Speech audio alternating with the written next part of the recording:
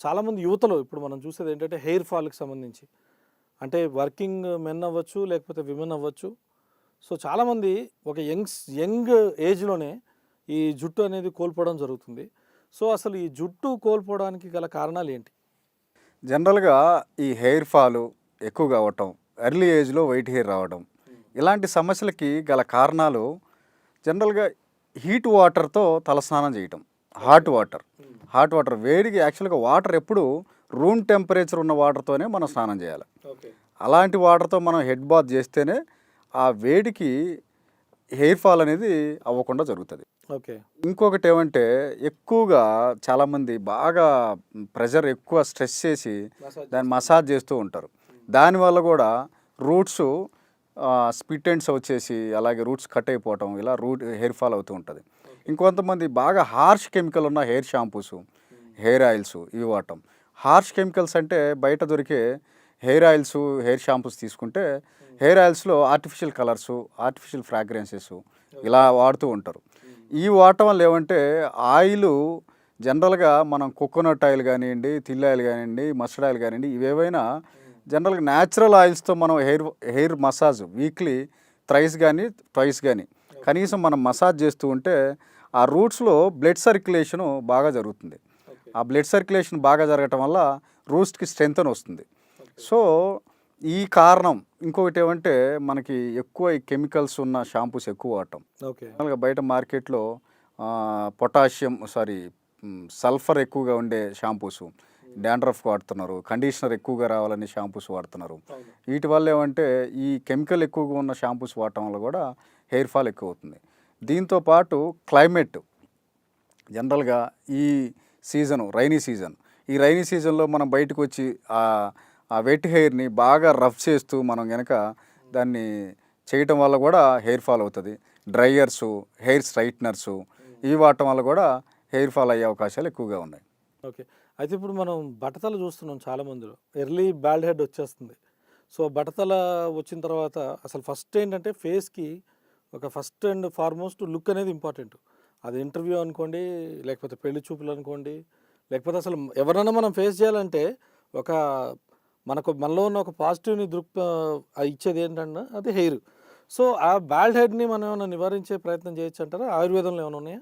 ఆయుర్వేదంలో బాల్డ్‌నెస్‌ని తగ్గించడానికి నివారణ చర్యలు ఉన్నాయి, మెడిసిన్ ఉన్నాయి. బట్ కాకపోతే మనలో మనం చేంజెస్ తీసుకురావాల. మనలో అంటే ఈ స్ట్రెస్ రిలీఫ్ ఎక్కువగా ఉండాలి. స్ట్రెస్, యాంగ్జైటీ వీటి వల్ల కూడా బాల్డ్‌నెస్ వస్తుంది. అలాగే మన బ్లడ్ సర్క్యులేషన్ బాగా బ్లడ్ సర్క్యులేషన్ కూడా జరగాలంటే వీక్లీ ట్వైస్ ఆర్ థ్రైస్ నేను చెప్పినట్లు హెడ్ మసాజ్ కూడా చేసుకుంటూ ఉండాలి.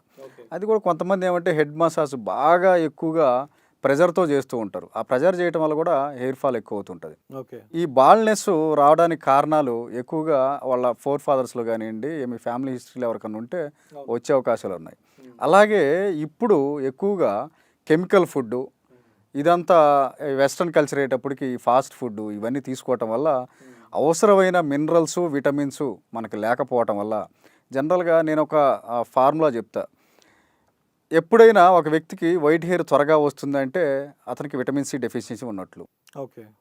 విటమిన్ సి డెఫిషియన్సీని మనం గనక కంట్రోల్ చేసుకోవాలంటే రోజు మార్నింగు ఒక ఉసిరికాయ, ఓకే. ఆమ్లా ఫ్రూట్ రోజుకొక ఫ్రూట్ తీసుకోవాలి. ఓకే. లేదా మనకి మార్కెట్‌లో దొరికే ఆమ్లా జ్యూస్ దొరుకుతుంది. ఆ జ్యూస్‌ని ఒక 30 ఎంఎల్ జ్యూస్‌ని రోజు ఒక 100 ఎంఎల్ వాటర్‌లో మిక్స్ చేసుకొని రోజు ఎంప్టీ స్టమక్ తీసుకోవటం వల్ల కూడా విటమిన్ సి అద్భుతంగా దొరుకుతుంది దాంట్లో. సో, దీనివల్ల ఏమంటే ఈ బాల్డ్‌నెస్ రావడానికి కారణం కూడా విటమిన్ డెఫిషియన్సీ అని కూడా చెప్పొచ్చు మనం. ఓకే. అయితే ఇప్పుడు మనం ఇది పెద్దవాళ్ళలో ఒకవేళ గనక చూస్తే చాలా మటుకు ఒక జన్యుపరమైన లోపాలు అంటే వంశపారంపర్యంగా వచ్చే బాల్డ్ హెడ్‌నయితే ఎవరు నివారించలేము. బట్ దీనికి సంబంధించి ఈ కంట్రోల్ అనేదైతే ఏమన్నా చేయొచ్చంటారా? కంట్రోల్ చేయటానికి జనరల్‌గా విటమిన్స్, మినరల్స్ సమృద్ధిగా మనకి ఉండాలి. ఓకే. అలాగే బ్లడ్ సర్క్యులేషన్ బాగుందా లేదా చూసుకోవాలి. ఓకే. దీంతో పాటు మనం ఈ నివారించాలి అంటే నేను చెప్పినట్లు ఇంతకుముందు చెప్పినట్లు కొన్ని టిప్స్ అయితే ఫాలో అవ్వాలి. ఓకే. హెయిర్ వాష్ చేయాలంటే రూమ్ టెంపరేచర్ వాటర్‌తోనే మనం హెయిర్ వాష్ చేయాలి. ఓకే. ఇలాగే హెయిర్ స్ట్రైట్నర్సు అలాగే ఈ కెమికల్ ఇప్పుడు వైట్ హెయిర్ ఉందనుకోండి, ఈ కెమికల్ హెయిర్ ప్యాక్స్ చేయడం ఇలాంటివి తగ్గించేసి జనరల్గా ది బెస్ట్ ఏమంటే కుంకుడుగాయ అంటే రీటా అంటాం దాన్ని సోప్ నట్ అంటాం. వీటితో మనం హెయిర్ వాష్ చేసుకుంటే అసలు కెమికల్స్ ఉండవు, కలర్స్ ఉండవు, ఫ్రాగ్రెన్స్ ఉండదు. న్యాచురల్ హెయిర్ వాష్ అది. ఇలా న్యాచురల్ పద్ధతి ద్వారా మనం హెయిర్ని కనుక వాష్ చేయగలిగితే ఆటోమేటిక్గా యాక్చువల్గా హెయిర్ వాష్ డైలీ చేయాలి. ఓకే.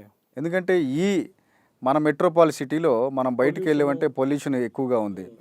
ఈ పొల్యూషన్ ఉన్న టైంలో మన వాళ్ళు ఏమంటే హెయిర్ ఆయిల్ బాగా ఎక్కువగా పెట్టేసి ఈ క్లైమేట్లో బయటికి రావటం వల్ల ఈ పొల్యూషన్ ఎక్కువగా చేరిపోయి డాండ్రఫ్ ఎక్కువ ఫామ్ అయిపోయి వీళ్ళకి సోరియాసిస్ వచ్చే అవకాశాలు కూడా ఉన్నాయి. సో కాబట్టి ఈ డాండ్రఫ్ని కంట్రోల్ చేయాలన్నా, ఈ హెయిర్ ఫాల్ని కంట్రోల్ చేయాలన్నా, ఈ బాల్నెస్ని కంట్రోల్ చేయాలన్నా ఫస్ట్ మనం విటమిన్స్ సమృద్ధిగా మనం తీసుకుంటున్నామా లేదా, విటమిన్స్ మినరల్స్ ఇవి సమృద్ధిగా తీసుకోవాలి. అలాగే కొన్ని న్యాచురల్గా మన హెయిర్ని మనం రక్షించుకోవాలంటే యాక్చువల్గా హెయిర్ బాగా ఉంటేనే మనిషి అందంగా కనిపిస్తాడు. హెయిర్ ఫేస్కి ఇండెక్స్. అవును. పిల్లోడు ఇప్పుడు పెళ్లి చూపులకి వెళ్ళినా లేకుంటే బయటికి వెళ్ళినా, మనం ఒక ఇంటర్వ్యూకి వెళ్ళినా, నలుగురిని కలవటానికి వెళ్ళినా మన హెయిర్ చక్కగా ఉంటే మనలో కాన్ఫిడెన్స్ పెరుగుతుంది. ఈ కాన్ఫిడెన్స్ పెరగడం కోసం మనం కొంత టైం అనేది వెచ్చించాల్సి వస్తుంది. జనరల్గా హెయిర్ ప్యాక్స్ కొంతమంది బయట మార్కెట్లో ఈ కెమికల్ హెయిర్ ప్యాక్స్ పెట్టే కంటే ఆయుర్వేదంలో షీకాకాయ, రీటా ఇలాంటివి ఉన్నాయి. ఓకే. సో దీంతోపాటు మందార ఫ్లవరు, ఉసిరికాయ, అలాగే మెంతులు, ఇలాంటి నీలి ఆకు, ఇలాంటి కొన్ని హెర్బ్స్ని మిక్స్ చేసుకుని హెయిర్ ప్యాక్ పెట్టుకోవటం వల్ల రూట్స్ స్ట్రెంథెన్ అవుతుంది. అలాగే వైట్ హెయిర్ కంట్రోల్ అవుతుంది. జీవితంలో వైట్ హెయిర్ రాకుండా ఉండాలి అంటే విటమిన్ సిని రెగ్యులర్గా తీసుకోవటం అవసరం. ఓకే. అయితే ఇప్పుడు మనం ఇందాక మీరు అన్నట్టు సోరియాసిస్ గురించి మనం మాట్లాడుకున్నాం. అయితే మనకి ఒక రకంగా చూస్తే అది చాలా కాంప్లికేటెడ్ డిసీజ్ సోరియాసిస్. సో అది చాలామంది ఏంటంటే సోరియాసిస్కిను డాండ్రఫ్కి చాలామందికి డిఫరెన్స్ తెలీదు. ఎందుకంటే వైట్ కలర్లో ఉంటుంది. సో అది డాండ్రఫ్ ఏమో అని చెప్పి డాండ్రఫ్ షాంపూలు అవి వాడితే అవి ఇంకా విగరస్గా మారి సోరియాసిస్ ఇంకా డేంజర్గా మారే అవకాశం. అయితే ఆయుర్వేదంలో ఈ సోరియాసిస్కి సంబంధించి ఏమన్నా పరిష్కారం ఉందంటారా? ఆయుర్వేదంలో ఈ సోరియాసిస్కి సంపూర్ణంగా నివారించగలిగే శక్తి ఉంది. అలాగే ఔషధాలు కూడా ఉన్నాయి. సో ఈ డాండ్రఫ్ మీరన్నట్లు ఈ డాండ్రఫ్ ఎక్కువగా పెరిగినప్పుడు బాగా లేయర్స్గా మనకి బయటికి కనిపిస్తూ ఉంది. ఆ కనిపించేటప్పుడే మనం ఒక ఆయుర్వేదిక్ డాక్టర్ దగ్గరికి వెళ్ళి సార్ నా పరిస్థితి అని చెప్పుకొని వారికి వినయించుకొని తర్వాత దానికి అవసరమైన వైద్యం ఏంటి అనేది తీసుకుంటే మంచిది. సో ఈ రాకుండా ముందే మనం కొన్ని నివారణ చర్యలు అయితే చేయాల్సి ఉంటుంది. సో నివారణ చర్యలు అంటే మనం హెయిర్ ఆయిల్ పెట్టుకున్నప్పుడు బయటికి పొల్యూషన్లో బయటికి వెళ్ళకుండా ఉంటాం. సో అలాగే మనకి అవసరమైన హెయిర్ ఆయిల్స్ ఏవైతే ఉన్నాయో వాటిని ఇంట్లో తయారు చేసుకోవచ్చు. అలాగే మార్కెట్లో కొన్ని companies without chemicals, without colours, without fragrance, okay, ఈ ఆల్కహాల్ రిలేటెడ్ హెయిర్ ఆయిల్స్ కూడా బయట దొరుకుతున్నాయి. అలాగే ఆయిల్స్ కూడా కోకోనట్ ఆయిల్, తిల్ ఆయిల్, మస్టర్డ్ ఆయిల్ ఇలాంటి వాటిని యూస్ చేసి తయారు చేసిన హెయిర్ ఆయిల్స్ని వాడుకోవాలి. అలాగే ఈ కెమికల్ షాంపూస్ ఎక్కువగా బయట హార్డ్ కెమికల్స్ ఎక్కువగా ఉన్నాయి.